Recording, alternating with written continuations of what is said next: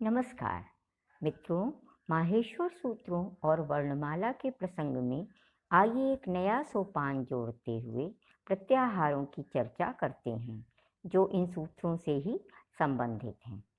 कहा भी गया है, इति माहेश्वराणि सूत्राणि अणादि संज्ञार्थानि, अर्थात इन माहेश्वर सूत्रों से ही अणादि 43 प्रत्याहार बनते हैं।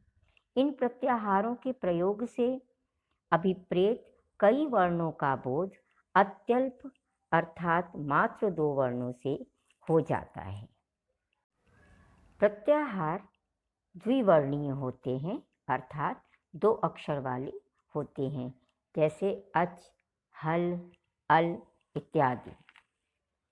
प्रत्याहार के स्वरूप को बताने वाला सूत्र है आदिरंत्येन सहिता, आदि अंत्येन इता सह, अर्थात किसी भी प्रत्याहार में आने वाला प्रथम वर्ण अपने अंत में आने वाले इत संज्ञक वर्ण के साथ मिलकर अपना और अपने दोनों के मध्य में आने वाले वर्णों का बोध कराता है। इसे हम माहेश्वर सूत्रों के माध्यम से ही समझेंगे। जैसे हमने अच प्रत्याहार कहा, तो माहेश्वर सूत्र में अवर्ण कहाँ आ रहा है और च वर्ण कहाँ आ रहा है, ये जान लिया हमने पाया कि अ वर्ण जो है पहले वाले सूत्र के प्रारंभ में है और च जो है वो चौथे सूत्र का अंतिम इत्संज्ञक च वर्ण है। तो अ से लेकर च तक के मध्य में इनके बीच में अ, ई, उ, री, री, ए, ओ, ऐ, औ ये सारे स्वर आ जा रहे हैं। तात्पर्य यह हुआ कि अच कहने मात्र से ही हमें ये सारे स्वरों का बोध हो जा रहा है। इसीलिए स्वरों को व्याकरण की भाषा में अच कहते हैं। इसी प्रकार हल होता है, जो ये 5वें सूत्र से के प्रारंभ में ह वर्ण आ रहा है और 14वें सूत्र के अंत में ल वर्ण आ रहा है, ल इत्संज्ञक है। तो ये मिलाकर हल प्रत्याहार बनाते हैं। यहाँ पर एक चीज़ और स्पष्ट कर दें कि हल 2 स्वरूप वाले, एक हल प्रत्याहार है और एक हल अंतिम सूत्र है। हल में प्रत्याहार में ह से लेके ला तक आप देखिए, ह, य, व, र, ल, य, म, ग, ण, न, झ, भ, घ, ढ, ध, ज, भ, ग, ढ, द, ख, फ, छ, ठ, थ, च, ट, त, क, प, श, श, स, ह। इतनी ध्वनियाँ आ जाती हैं, इतने वर्ण आ जाते हैं। तो इस प्रकार 2 वर्ण का हल बोल देने से, प्रत्याहार बोल देने से सारे व्यंजन उसमें आ जाते हैं।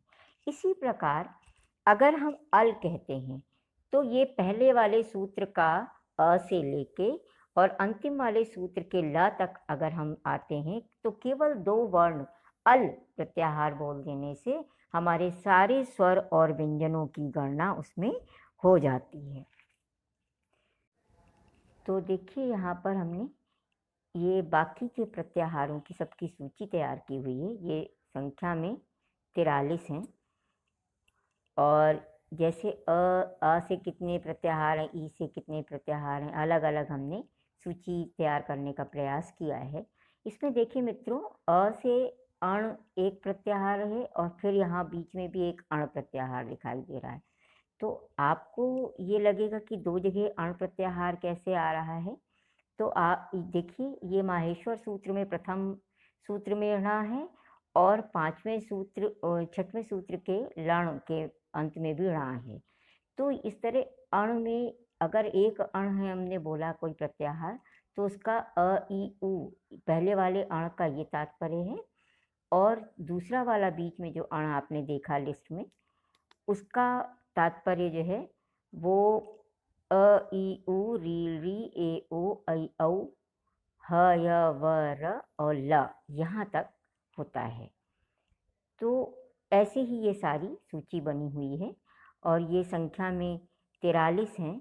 अब आप देखिए मित्रों, र वाले प्रत्याहार की सूची जो है इसमें दो हैं, र और रल। र और रल, ये जो र है बाकी में तो सब में दो दो वर्ण स्पष्ट दिखाई दे रहे हैं। आदि वाला वर्ण अपने अपने इत संज्ञक वर्ण के साथ मिलकर अपना और अपने बीच में आने वाले वर्णों का बोध कराता है। उसके आधार पर दो दो वर्ण सब जगह दिख रहे हैं, लेकिन इस र प्रत्याहार में केवल एक ही वर्ण देखने में लग रहा है। उसका क्या कारण है वो हम आपको स्पष्ट करते हैं। ये रा प्रत्याहार जो है इसमें रा धन अ है, तो ये आ जो है वो वास्तव में ये अ इत संज्ञक है। वैसे तो सभी वर्णों में जो हल प्रत्याहार में आए हुए सभी व्यंजन हैं उन सभी व्यंजनों में आ लगा हुआ है, किंतु ये अ स्वर केवल उन व्यंजनों के उच्चारण के लिए लगा हुआ है, जिसके लिए सूत्र है हकारादि स्वकार उच्चारणार्थ। अर्थात हकार इत्यादि जितने भी व्यंजन हैं हल प्रत्याहार के अंतर्गत आने वाले, उनमें जो आ लगा हुआ है वो केवल उच्चारण के लिए लगा हुआ है, क्योंकि व्यंजनों का उच्चारण बिना स्वरों की सहायता के कठिनाई से होता है। अधिक से अधिक 3 या 4 व्यंजनों को एक साथ बोला जा सकता है, जैसे कृत्सनम, ज्योत्सना। ये ऐसे शब्दों में देखिए, इन दोनों शब्दों में क्रमशः त स न, ये 3 व्यंजन बिना स्वरों के व्यवधान के आए हुए हैं। लेकिन इससे ज़्यादा जब होता है तो बोलने में दिक्कत होती है, तो व्यंजनों को स्वरों की आवश्यकता पड़ती है बोलने के लिए। तो आइए पुनः हम रा प्रत्याहार पर चलते हैं। तो रा में आया हुआ अ जो उच्चारण के लिए तो है ही, लेकिन ये इत संज्ञक भी है, जिसके लिए सूत्र है लण मध्य त्वित संज्ञकः। ये सूत्र कहता है कि ये जो लण प्रत्याहार है, अरे सॉरी, लण सूत्र है, इसके बीच में जो आ रहा है, ला में लगा हुआ आ है, वो जो है वो इत संज्ञक है। तो और प्रत्याहार बनाने के लिए इत संज्ञक वर्ण का होना आवश्यक है ही अंत में। तो इसलिए ये जो र और र धन आ है, तो ये आ जो है ला में लगा हुआ जो आ है, ये देखिए यहाँ पर अलग किया हमने, तो र अ ट ल अ, देखिए रा वाला आ तो उच्चारण के लिए है, ये वाला आ उच्चारण के लिए है, लेकिन ये ला का जो लगा हुआ आ है ये इत संज्ञक है। तो ये वाला रा इस वाले इत संज्ञक आ से मिलकर र प्रत्याहार बनाता है, और जो बताता है र और ल इन वर्णों को सूचित करता है। तो ये र प्रत्याहार की कहानी है। और मैं अब इस चर्चा को यहीं समाप्त करते हैं। आगे फिर किसी नए वीडियो के साथ हम आपसे रूबरू होंगे। नमस्कार, धन्यवाद।